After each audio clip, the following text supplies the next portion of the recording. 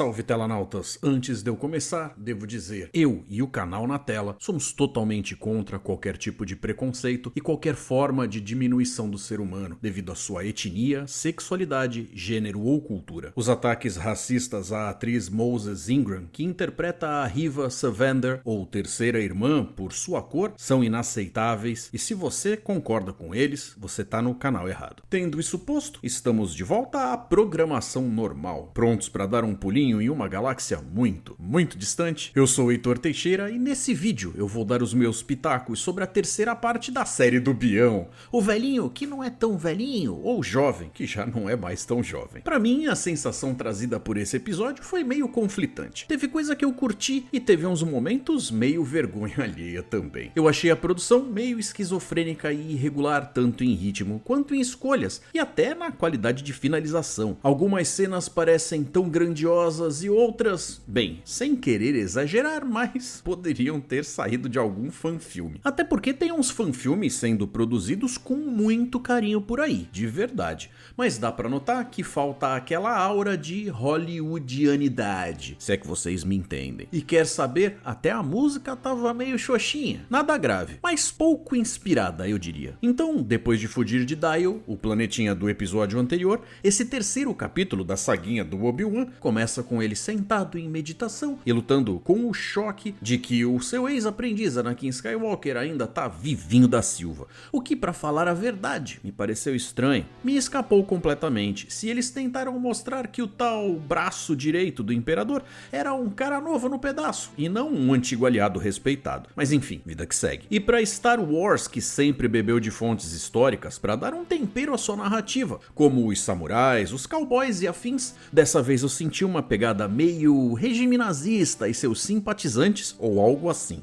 Porque vai dizer que a sequência da carona não ficou com um tremendo climinha de bastardos inglórios. Povo lindo, o canal tem crescido bastante e eu devo tudo isso a vocês. Então eu quero agradecer aos amigos de sempre e dar aquelas boas-vindas super calorosas aos recém-chegados. E pessoal, eu conto com vocês para deixarem um like, que faz a relevância do Na Tela crescer e me ajuda a chegar em um público ainda maior. Então inscrevam-se e ativem as notificações para dar aquele gás e me manter motivado a produzir cada vez mais conteúdo para vocês. Lembrando que eu pretendo testar um tipo novo de review, então fiquem ligados que logo vai ter uma novidade surpresa pintando aí na sua telinha. Daqui pra frente eu sigo sem amarras e vou pisar no acelerador com os spoilers, então aviso dado, vamos em frente que tem bastante coisa pra gente debater aqui. Durante essa operação Sebo nas Canelas, ele e a Leia estão na nave de carga e o Jedi das pilhas fracas tá mais uma vez tentando se comunicar com o Liam Neeson, digo, com o Qui-Gon Jinn, seu antigo mestre e atual fantasminha da força. Mas ao invés disso, ele não consegue parar de remoer o fato do Anakin ter descambado pro lado encardido. É ele matutando de um lado e o Vader saindo do tanque de Bacta e vestindo o seu pretinho básico de passeio do outro. Enquanto a estreia dupla da semana passada se permitiu ter um ritmo mais lento para mostrar o Obi-Wan em seu ponto mais fraco, esse terceiro episódio nem pensa muito e já mete um Vader em cena. Até aí, tudo bem. Quem é que não curte ver o asmático malvado mais famoso do cinema? O lance é a forma como ele é usado, que na minha humilde opinião, teve uns equívocos cai lá. O sofrimento e a ansiedade do Obi-Wan se tornam mais profundos aqui, porque desgraça boca é bobagem, né? E o seu vínculo com a Leinha pivetinha Organa dá uma aprofundada depois que eles se veem nessa situação juntos. Em outro canto, a Riva assume o comando nos esforços dos Inquisidores para capturar o mestre Jedi para fazer o tio Darth feliz. O Obi-Wan dá um jeito de consertar a Lola, o novo Baby Yoda das lojas de brinquedo, enquanto o Vader tá lá em Mustafar, que é um planeta com um nome que sempre que eu ouço me lembra do Rei Leão. E nem tem nada a ver. Nós vemos ele dando ordens a Riva para assumir a caçada após a aparente morte do Grande Inquisidor. E é bom deixar esse aparente entre aspas mesmo, porque do contrário vai ter algo muito estranho no meio disso, já que o personagem aparece em momentos futuros da cronologia. O Anakin, de um jeito ou de outro, se faz super presente no episódio, chegando até a ser visto num pique meio miragem pelo Obi-Wan, numa cena que, pra ser 100% franco, ficou tão difícil de ter certeza de quem se tratava, por ser tão distante que eu achei que criou mais confusão do que tensão dramática. Sério mesmo. O Obi-Wan e a Leia seguem viajando viajando pelas paisagens de Mapuzo em um ritmo contemplativo, onde até a Leinha resolve dar as suas filosofadas sobre a sua família de verdade. E é nessas que o Ben acaba também lembrando da sua trajetória e da sua própria separação familiar e o seu irmão. A coisa seguiu de um jeito que eu acho que reforçou os argumentos sobre os erros dos Jedi, que acaba sendo explorado posteriormente, com questionamentos sobre os métodos tão rígidos da Ordem, que mesmo sendo baseados em boas intenções, ao impor o desapego emocional, estaria criando mais problemas do que resolvendo.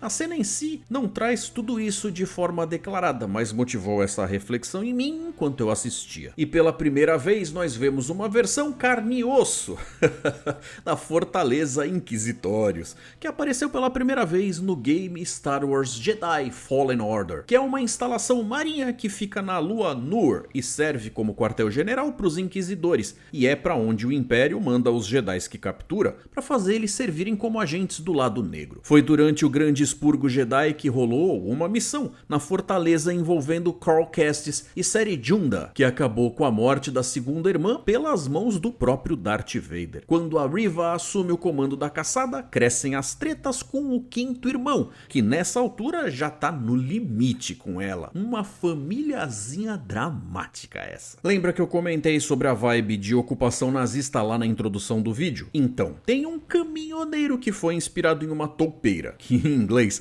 também serve como gíria para informante, dedo duro ou delator, que vejam vocês é simpatizante do Império, e depois de dar uma carona pro Obi-Wan e pra Piveta, entrega eles pros homens da lei. Bem, o trocadilho foi tudo menos sutil. E pra quem não curtia lá muito a ideia de usar pistolas no lugar de um belo e elegante sabre de luz, o titio Kenobi até que acaba mandando bem no tiroteio, que teve inclusive uma coreografia interessante. Um acontecimento digno de nota é o Stormtrooper carinha caindo por cima da cancela laser. Foi um detalhe bastante agressivo pra algo, digamos, Disney. E é aí então que a gente conhece a Tala, personagem da Indira Varma, que já contracenou com Pedro Pascal em Game of Thrones. Ela aparece como uma oficial imperial, que não é tão imperial assim, já que ela sapeca uns pipocos nos Stormtroopers pra salvar o Obi-Wan e a Leia. A gente descobre que ela faz parte de uma galera que ajuda jovens sensíveis à força por toda a galáxia, com abrigos e com fornecimento de novas identidades. E nesse esconderijo de Mapuzo, a gente tem uma menção a Quinlan Vos, um personagem que ganhou mais proeminência em Clone Wars, mas principalmente nos quadrinhos da Dark Horse. É um personagem interessante, mas com um background não muito profundo, mas tá aí a menção. A Tala parece que tá nesse tipo de atividade há algum tempo. Ela se desencantou com o Império depois de toda a maldade que testemunhou. Dentro do esconderijo, a gente conhece o droid de carga Ned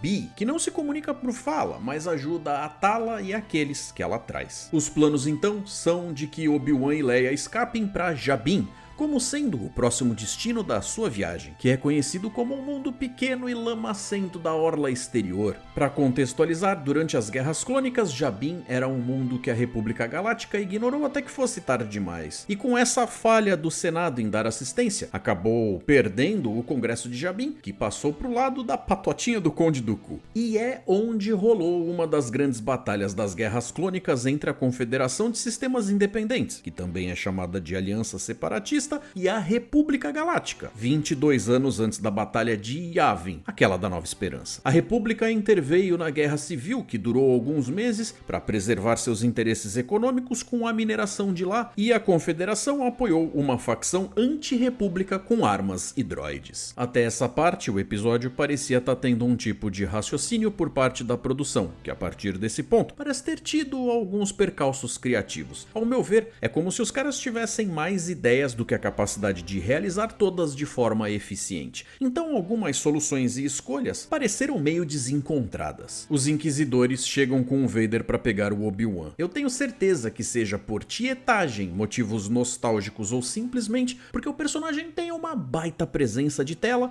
uma galera deve ter se sentido que nem criança com esse Vader implacável, matando e torturando inocentes para forçar o velho mestre a sair da toca.